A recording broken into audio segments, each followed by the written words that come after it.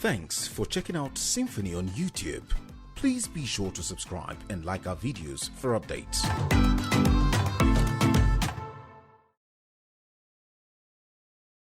Going to hear is my voice, but the message is of the Senate of Nigeria and Right Honorable Barrister Femi Gbajabiamila, Speaker, House of Representatives, on the demand by the people of the Niger Delta region for 10% for the host communities in the Petroleum Industry Bill, PIB. This text is dated 5th July 2021.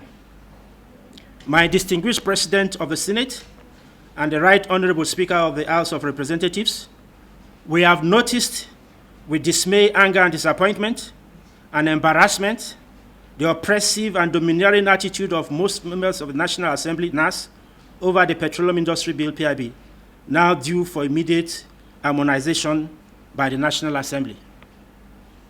At the public hearings in January 2021, representatives of the Niger Delta continue to insist on the principle of the 10% equity participation. However, it seems as if this has continued to fall on deaf ears. From the press reports on 2nd July 2021, it seems as if the principle of the Host Communities Trust Fund being funded based on operating expenditure is being proposed by both houses of the National Assembly, much to the disappointment of the region. We have heard that the House of Representatives have seen it fit to increase the percentage from 2.5 to 5% for the upstream host communities, those who are directly impacted by the exploration and production activities of the oil and gas operators, whilst a percentage of 2% will be applied to communities that are host to midstream and downstream infrastructure, such as refineries and pipelines. However, we have also heard that the Senate has only seen it fit to set the percentage as 3%. The people of the Niger Delta region, at all levels, both at home and abroad, have expressed their great displeasure over the satanic and obnoxious allocation of a paltry percentage of operating expenditure to oil-producing communities by the National Assembly. It is important to state clearly here to all well-meaning Nigerians that the demand of the oil-bearing communities of the Niger Delta region was a minimum of 10% equity participation. But you, Mr. Senate President, the Right Honorable Speaker, and some of your colleagues in the National Assembly have further shown your disdain to the Niger Delta people by redefining host communities to include pipeline-bearing pathway communities,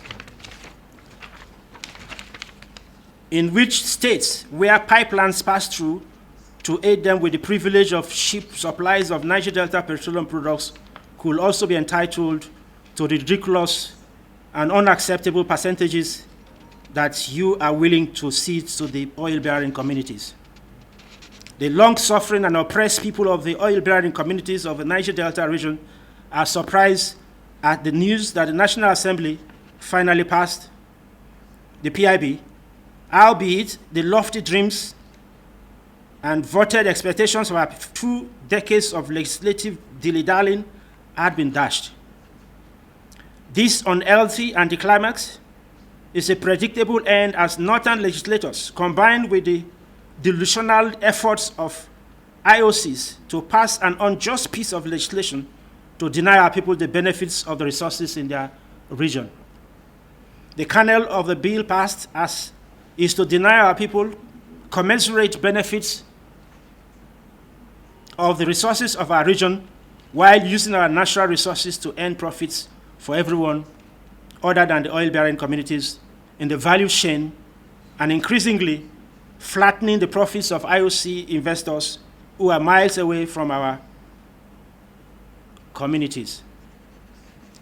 This also brings to mind some of the assertions by some Northerns that while the land belongs to the people of the Niger Delta region who live on it, whatever is beneath it belongs to everyone nationally.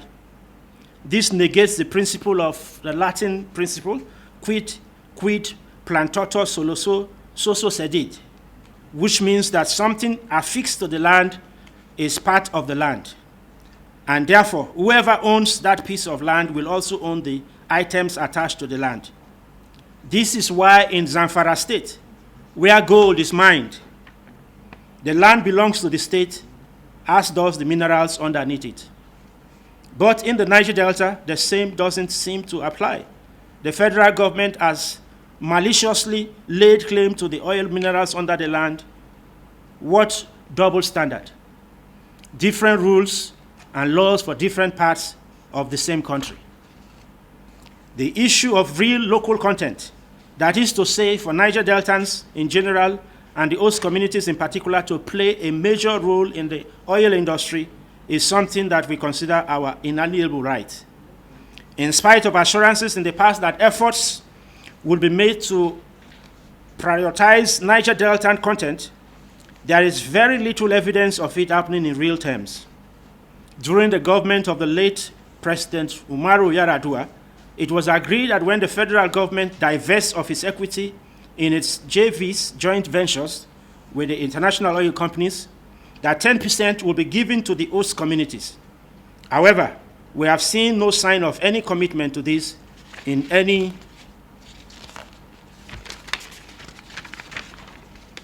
of the recent versions of the Petroleum Industry Bill, or any mention of it in any other government bill or policy.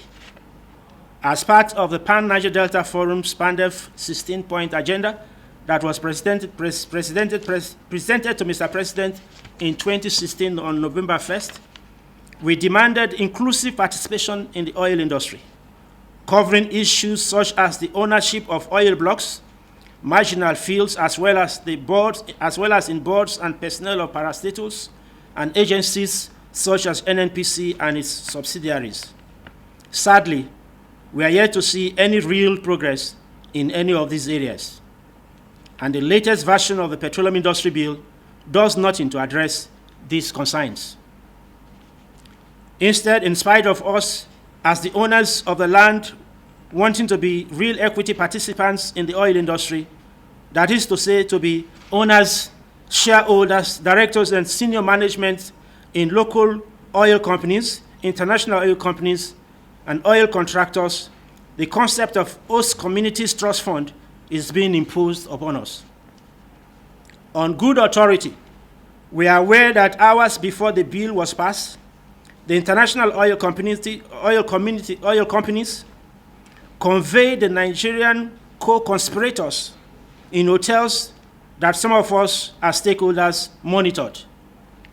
And these IOCs were doing what they had done over the years to delay and deny host oil-bearing communities of the 10% minimum percentage that they had demanded. We want to warn seriously that the people of the Niger Delta have had enough of this colonial and oppressive mentality of our northern brothers and friends. Today, the North controls the oil sector, even though day-to-day operations are being handled by the international oil companies on behalf of the federal government of Nigeria. The ownership, the control, marketing, maintenance, management, and the accruable benefits from the operations of the IOCs are in the hands of some Northerners. Appointments to the topmost positions in the oil companies owned by the federal government are in the hands of the North, who have at least 25 managerial appointments up to the position of the group managing director of the NNPC.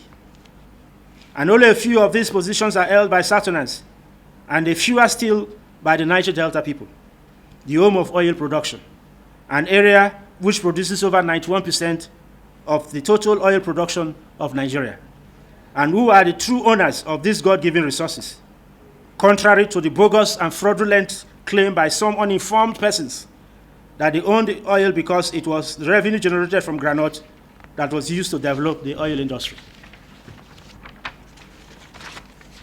Gentlemen of the press, we want to emphasize that the federal government or the three regional governments, namely the northern region, the western region, and the eastern region, did not participate in the production or exploration of oil when it was first discovered or first struck as far back as 1956 in Oloibri, in present-day Bayelsa State in the then eastern region.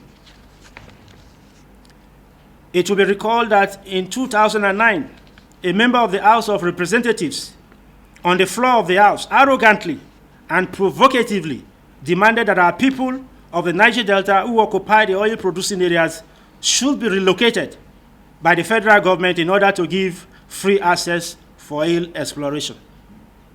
It is unimaginable how someone can think of such atrocities against fellow men. Either coincidentally or by design, the military waged an all-out war on Baramatu and Ijaw clan in Warri Division, where oil and gas are produced in large quantities. Several persons were killed and villages and towns burnt down, including Opuruza, Okorenkoko, and Okurute, where the Nigerian Maritime University is located. Again, at the 2014 National Conference, which was attended by 492 delegates drawn from the entire Federation, where it was earlier resolved to increase the 13% derivation provided in Section 162 of the 1999 Constitution of the Federal Republic of Nigeria to a minimum of 18% instead of the 25% which we demanded. The same northern beneficiaries raised objections. In order not to truncate the conference, a committee was set up comprising 50 of us, named Committee of 50 Wise Men. That committee recommended to the conference that this matter should be referred to Mr. President to take a decision. The conference took that recommendation. The 13%, which was entrenched in the Constitution since 1999 as the minimum percentage for derivation, has not been increased even by 1% for the past 22 years because of the oppressive nature and selfishness of those who believe that the country belongs to them and so should be the only beneficiaries of oil, and therefore the status quo should remain. We are aware of the lackluster and conservative attitude of Mr. Senate President, Dr. Ahmed Lawan, who is indeed a great obstacle to the smooth running of the country and to our unity and oneness. We wish to advise him strongly that no one can force other Nigerians to be in the so-called United Nigeria, where the citizens are not equal, and where some people do not have opportunity to aspire to positions they are qualified to attain, and where Southern Nigerians who are already in service are being replaced by Northerners, even when some of the Northerners are being called back from retirement. At this juncture, I wish to reproduce some extracts from a letter dated 9th September 2005, a letter addressed to our revered former president and my friend, His Excellency late Alhaji Shehu Shagari, in reply to a letter he wrote to me after we staged a walkout from the National Conference in 2005, where he wanted to build bridges between the South-South and the North. In that letter, I also categorized the contributions of each zone to the economy of Nigeria. Gentlemen of the press, I will read brief inserts of the letter, but for your reference, the full letter will also be printed out and given to you. Your Excellency, rebuilding bridges. I received with great honor your invitation letter requesting me to attend a meeting at your suite, Hilton, Abuja, on Tuesday, 20th September 2005. Your letter is indeed a clear demonstration of your statesmanship as a nation builder. I salute you. After due consultation with prominent leaders of the South-South and some delegates to the National Political Reform Conference, both at home and abroad, I have decided to reply your invitation. Next excerpt. It is true that the South-South delegation under my leadership made every attempt at the conference to see that the disagreements were settled amicably in the best interests of the nation. Next extract. On our part, we have resolved that anything short of 25% in the interim and graduating to 50% in 5 years is unacceptable to us. And we have therefore decided to take our destiny in our own hands, and it is also our resolve that we believe in the unity of Nigeria based on equality, equity, fairness, fair play, and justice. At this juncture, it may be necessary to brief Your Excellency or restate our position when we declare at the conference that we are going home. Next extract.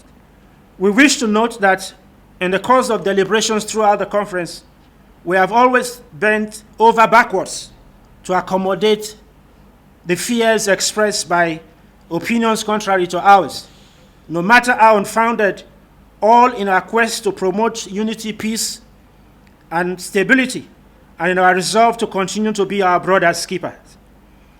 We came to the conference believing it to be an opportunity to design a new federal paradigm and to construct a viable democracy from the militarized wreckage of our well-thought-out federal system based on the wisdom of our founding fathers. Regrettably, that hope is forlorn. We came with mandate of our people to demand for 100% resource control. We consider that demand to merely accepting 25 in the interim, which is being denied. Therefore, we can no longer participate in the proceedings of this conference. We are going home. Next extract. But before leaving, we wish to restate our position for the avoidance of doubt. The 1960 and 1963 constitutions of the Federal Republic of Nigeria made provisions for the regions to retain 50% of all acquirable income from their natural resources. The regions contributed 20% to the federal government, 30% to the distributed pool. With the incursion of the military into politics in 1966, the federal military government unilaterally sliced the regional share of derivation, claiming that it needed funds to enable it prosecute the civil war successfully. Consequently, the derivation percentage was reduced to 45% in 1970. In 1971, soon after the war, the federal government introduced a dichotomy into the management of onshore and offshore oil revenue and appropriated to itself 100% from offshore earnings until 1992, when the dichotomy was abolished, only to be reintroduced in April 2002 following the notorious Supreme Court judgment under the President Olusegun Obasanjo administration.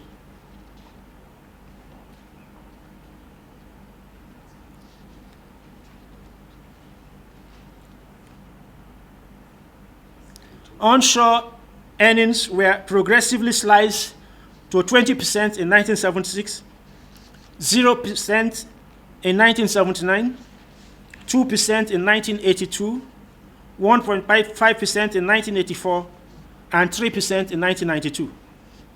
It was not until the 1994-95 Constitutional Conference that the derivation percentage was raised to 13%, the implementation of which commenced in 2001.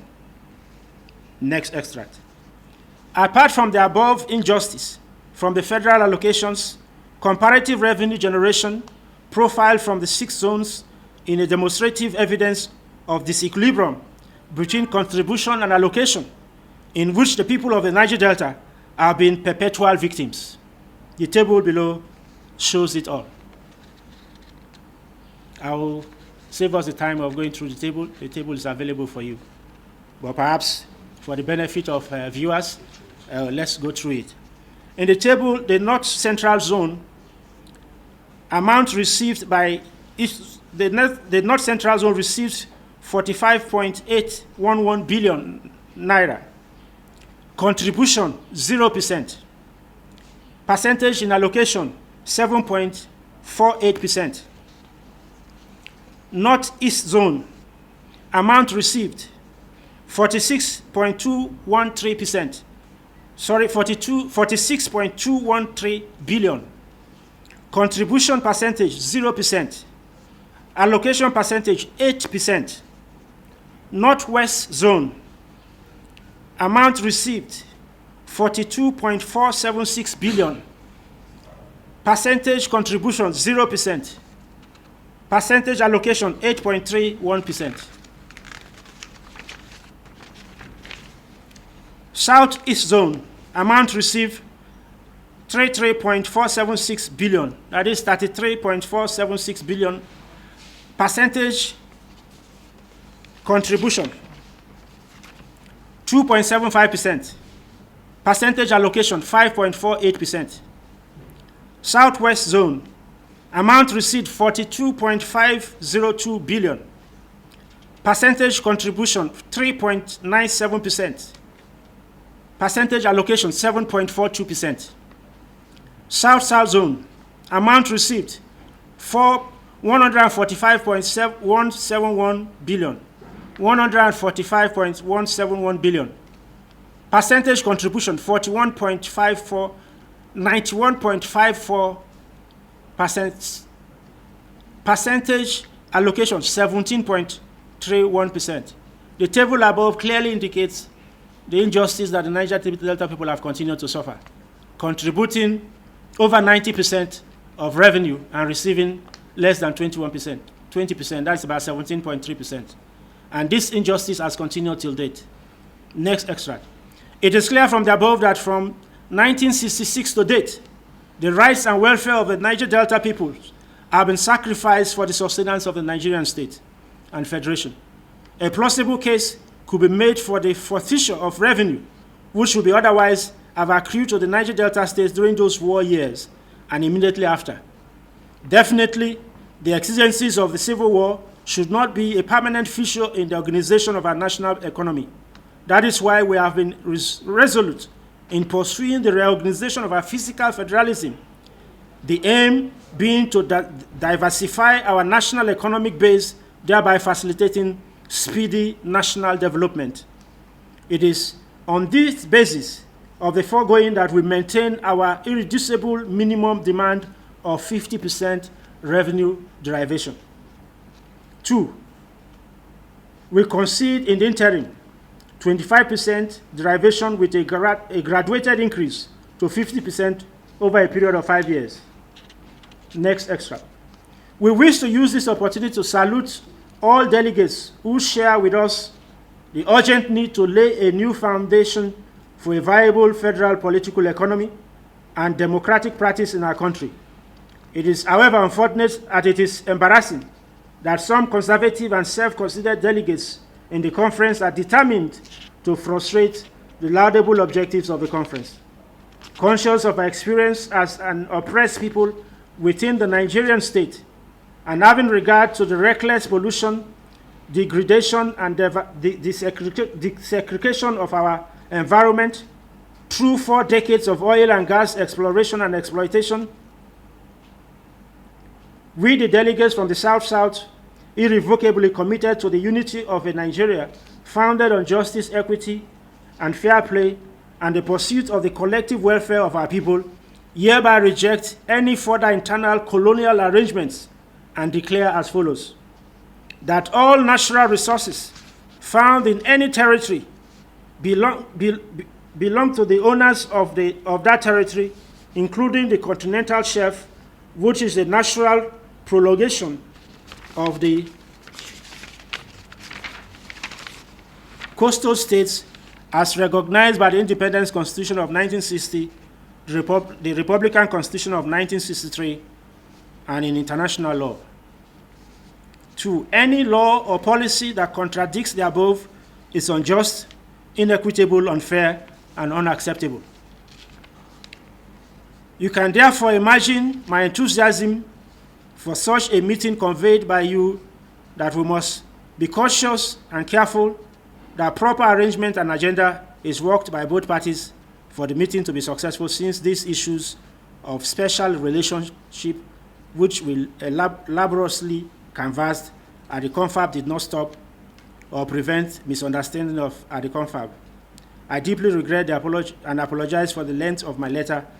Yours sincerely, Chief Dr. E.K. Clark, OFRO, leader of the South-South delegation, to the respect to what is referred to as frontier basins, especially with respect to their exploration. The proposed bill goes on to state that the Commission may request the services of the commercialized National Oil Company, NNPC Limited, to drill or test prospects and leads where no commercial entity has publicly expressed an intention to do the same. The bill puts the responsibility for the definition of frontier basins within the remit of regulation issued by the Commission and goes on to propose the establishment of a frontier exploration fund as a means of funding the exploration of these frontier basins. It is not clear to us where these frontier basins currently reside. We, the people of the Niger Delta, would be more than happy were all the regions of Nigeria to be oil producing. However, we must be careful to use the resources put at our disposal judiciously as possible. Rather than using our country's funds to exploit its existing resources, we are using our scarce resources on exploring for oil in the north, an exercise that many industry stakeholders have described as wasteful. Others have labeled it a wild goose chase and purely political exploration.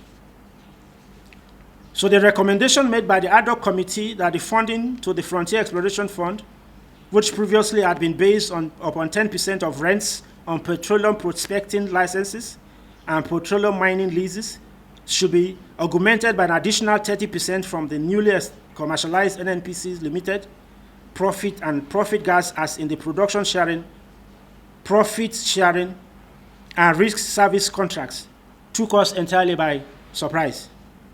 It is not clear where this recommendation came from.